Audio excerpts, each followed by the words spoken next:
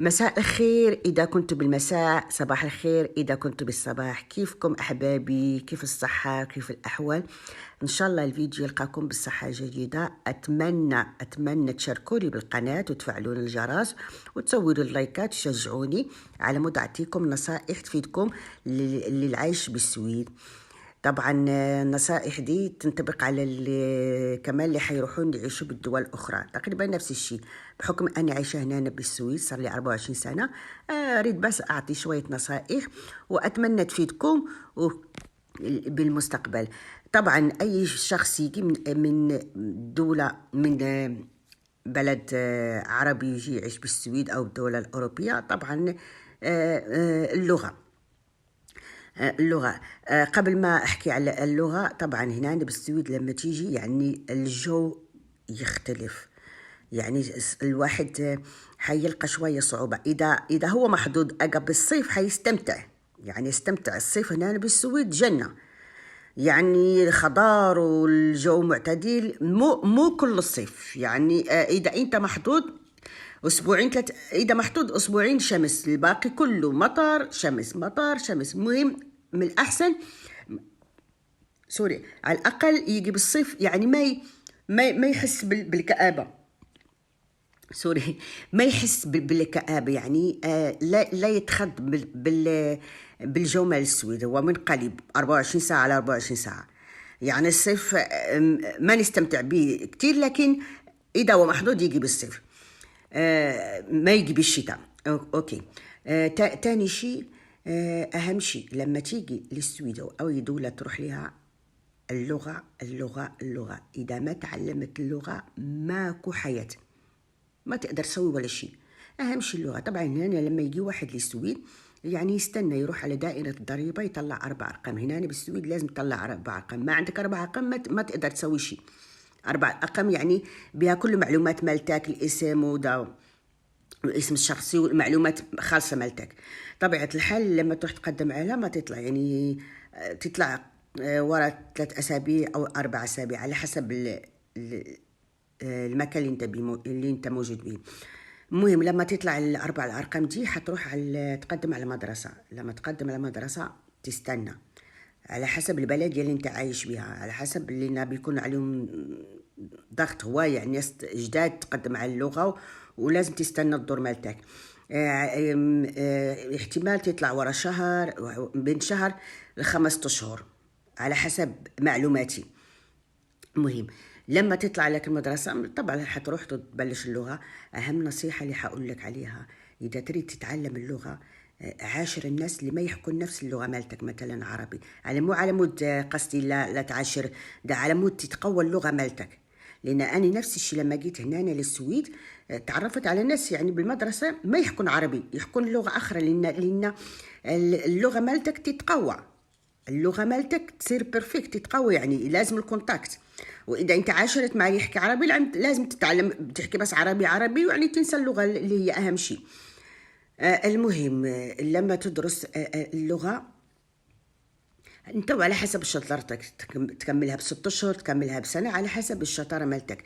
الفترة اللي انت قاعد بها بالبيت يعني تستنى الدور مالتك بالمدرسة، تعلم لك، ادخل على اليوتيوب تعلمت كلمات كده اللي بدا يشوفوك عارف بعد كلمات كده يحولوك من القسم لقسم، هواي تختصر الوقت.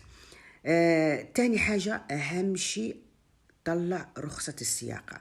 إذا أنت عندك رخصة السياقة من البلد اللي أنت جيت منه، عندك حق هنا سنة تسوق بها بالسويد. السنة دي استغلها لنا هنا. طلع إذا تريد تطلع رخصة السياقة هنا بالسويد غالية غالية غالية، إلا إذا أنت معك زوجتك أو زوجك أو صديق صار له أكثر من 5 سنوات وعنده رخصة سياقة، تقدر يطلع معك ويعلمك. هنا أنا مسموح إذا عندك شخص عنده رخصة سياقة أكثر من 5 سنوات تروح أنت وياه تطلع الموافقة من دائرة الطرق، بيقولوا لها هنا من دائرة الطرق، على مود وتطلعون كورش أنت وياه يعلموكم القوانين وكذا. بعدين تطلع لك الورقة انت والشخص اللي حيعلمك هو حيروح يطلع يعلمك السياقة هنا، تطلع أرخص. إذا ما عندك يعني يستغل السنة انت اللي جيت بها هنا للسويد اشتغلها، تعلم الطرقات، تعلم القوانين وكده، حتطلع لك أرخص. أهم شيء اللغة، وأهم شيء رخصة السياقة، لأن الشغل المطلوب هنا بالسويد أكثرهم يطلبون اللغة ويطلبون رخصة السياقة. عندك 2 أشياء دي. مو ضروري تكون بيرفكت، يعني اللغة على مود على الأقل تدبر حالك، احنا بنقول يعني تساعدك بهواية بأشياء، تدبر حالك، يعني تخابر على تسوي موعد مع الطبيب، خصوصا مستقبلا إذا جديد ومزوج وحتنجب الأولاد كده، تتعلم تروح يعني مقابلة مع المدرس، مقابلة مع الطبيب، هواية أشياء. خصوصا كمان رخصة السياقة تساعدك هواية أشياء، يعني تدور تحصل الشغل بسرعة بالحياة اليومية. هنا إذا ما عندك رخصة السياقة يعني الحياة حتصير كله صعبة صراحة، صعبة. شيء آخر قبل ما أسد الفيديو ده، أي شخص أعطاك ورقة قال لك امضيها وده، لا تمضي، سواء كان زوجك أو زوجتك أو صديق أو كده، لا تمضي على أي ورقة إذا أنت ما عرفتش موجود بها. هواية ناس خطية راحت فيها، يعني سووا لهم أصدقائهم مشاكل يمضون بالورقة وما يعرفون شو موجود بالورقة، وهواية صارت معهم مشاكل. يعني زوجتك قالت لك امضي الورقة دي، لا تمضي. زوجك نفس الشيء، لا تمضي. اوكي، اول شيء اعرف شو موجود بالورقة دي وبعدين تمضي. وتاني شيء حاول تدخل تعرف تسأل على القوانين السويد، على لأن هنا هواية الأواخر دي يخافون من السوسيال مو شيء نخاف منه. إذا أنت عارف القوانين، عارف تتعامل مع أولادك وعارف ده، الإنسان ما يخاف. والسوسيال مستحيل يجي بس ياخد لك أولادك من غير سبب. يعني حاول الإنسان يعرف القوانين ويعرف النظام من السويد، يعيش أحسن عيشة. دي النصيحة اللي أنصحكم بها. وطبعا كل مرة أنا حطلع أوريكم، حقول لكم القوانين من السويد، أعطيكم نصائح على حسب المعلومات مالتي، أشجعكم شوية.